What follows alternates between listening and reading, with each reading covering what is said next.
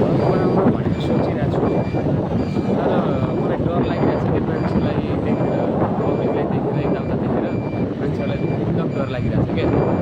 अनि आज चाहिँ म यो रिङ रोडको बाटो हिँड्दै स्कुटरमा हिँडिरहेको छु। एकछिन काम थियो यहाँ बस पार्कसम्म, त्यो भएर हिँडिरहेको।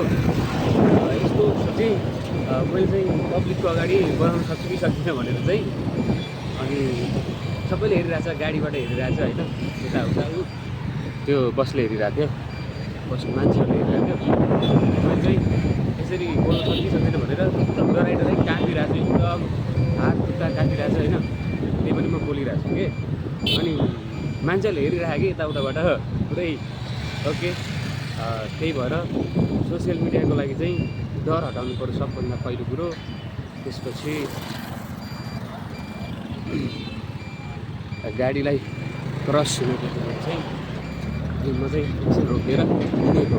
त्यसपछि यो चाहिँ एकदम फेमस एरिया हो, सबैले धेरैजसो गाउँको मान्छेहरूलाई थाहा होला यो बस पार्क एरिया, पालाको एरिया चाहिँ होइन।